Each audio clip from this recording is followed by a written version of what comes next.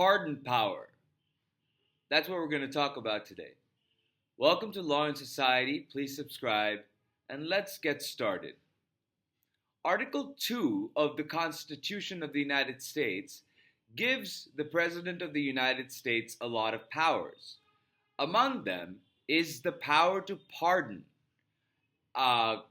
convicted felons or people who are in prison or people who have been convicted and have not been fully sentenced yet.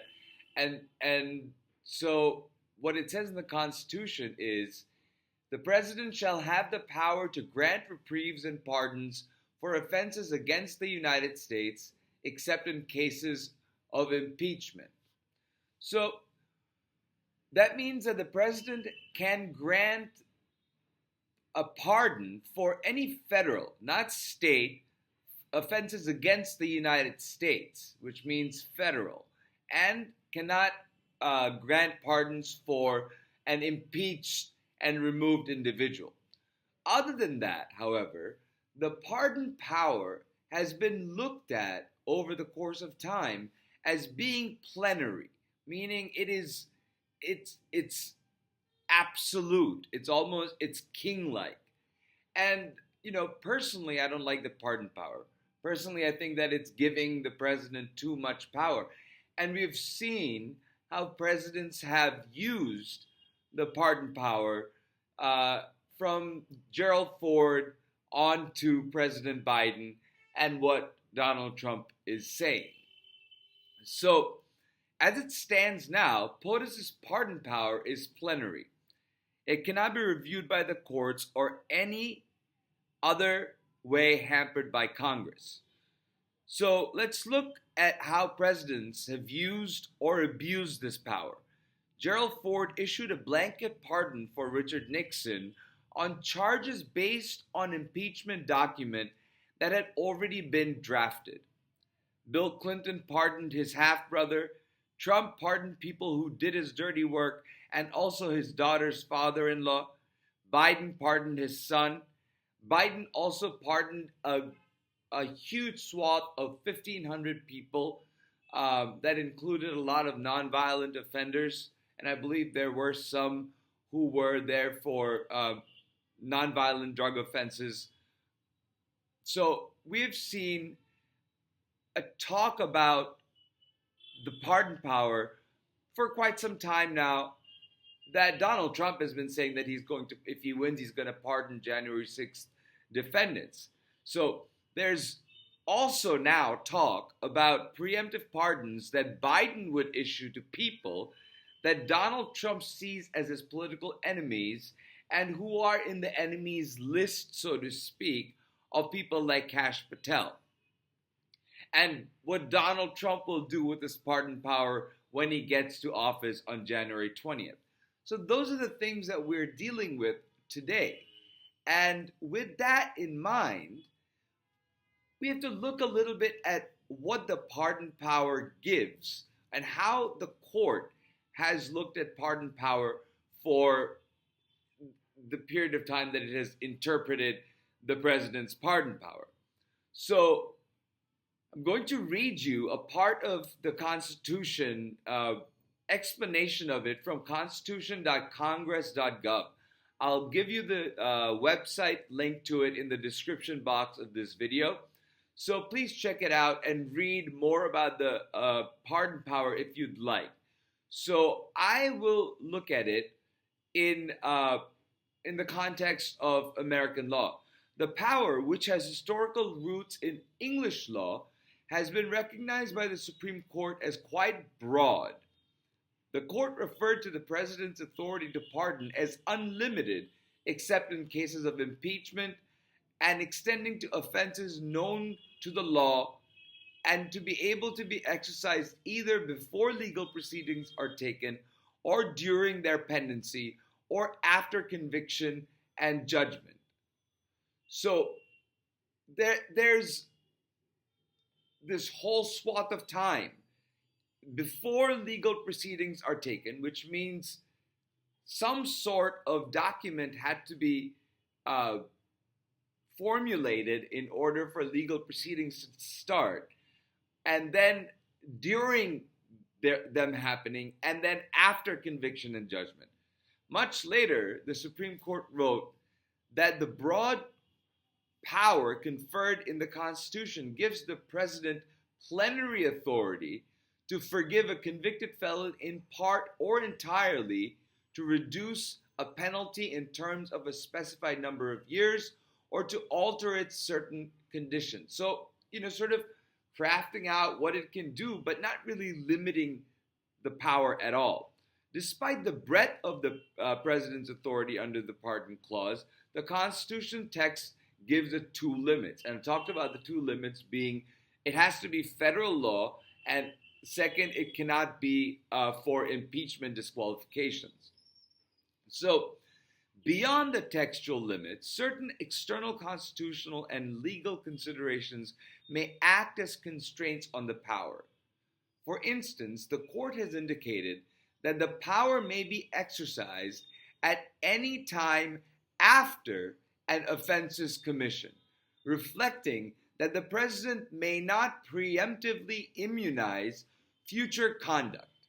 In Schick v. Reed, the court recognized that an exercise of clemency may include any condition which does not otherwise offend the Constitution, suggesting that the president may not make clemency subject to a condition that is prohibited by other constitutional provisions. So you can read more about it in the link that I will provide. But so I wanted to bring that up because there's this talk now about Biden giving preemptive pardons to the people that Donald Trump and his allies and people he's nominating perceives as his enemies. And it is before legal proceeding, but it is not after an offense has been committed. Just because it has been alleged by somebody that somebody's on somebody's enemies list, who is not the Department of Justice's indictment list, is not the crafting of an offense. So you'd have to go hunt. The Biden administration has to go hunting for all the people that Donald would find to be his enemies, and then find the crimes for which they may be implicated. The court has said that at any time after the offense is commissioned, and between, it can happen before legal proceedings happen, but it has to happen after the offense is commissioned. So, first of all, what crimes have been committed? Secondly, would the people who committed the crimes, allegedly, by the issuance of this blanket pardon, take that pardon and thereby somehow imply that they are taking responsibility for that crime? So because accepting a pardon is tantamount to saying that, okay, I accept legal guilt in a court of public opinion and in the court of people talking about it. And the same applies for you have we talked about this with Biden. Now comes the issue of Donald Trump's pardons. He can. The short story is that Donald Trump can pardon every single January 6th defendant, and he, under the pardon power and where it stands today, does not owe anybody an explanation for it. And Congress may not do anything about it, and neither can the Supreme Court. Because these are all fully adjudicated, or they're in the legal proceedings. They're all fall within the interpretation of the Supreme Court's interpretation of the pardon power. So he can pardon them all.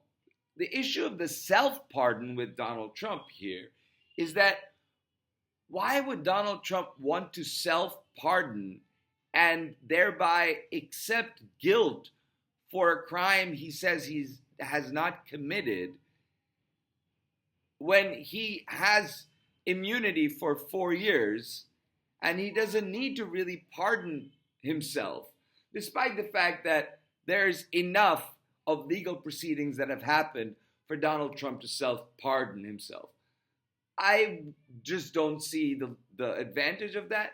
But that is also an abuse of the pardon power that the president can do. So the spectrum of abuse of a pardon power goes all the way from President Ford pardoning Nixon on the basis of impeachment documents before any legal proceedings happen. And then we're going to have Biden, if he does preemptively pardon whoever supposedly committed crimes according to Donald Trump. What's the offense there? It is not it would have to be under the presumption that these people had committed these crimes. And why would these people accept the premise that they've committed these crimes? And as I explained, why would the January 6th committee members accept that? Because they are immune by way of the speech or debate clause. So I've talked about that in the previous video.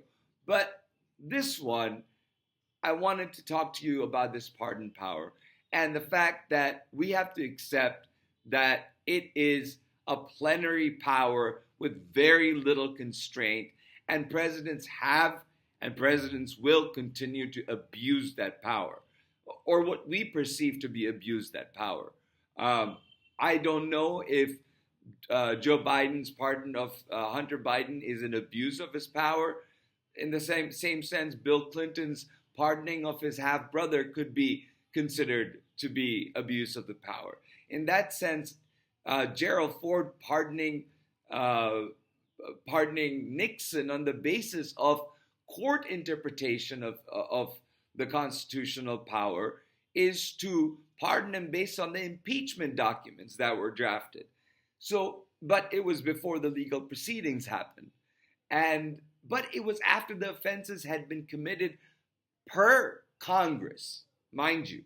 In Biden's situation, that would be an extreme abuse, would be a preemptive pardon of people where there's no showing that any offense has been committed, with the exception of what Donald Trump and his people are saying.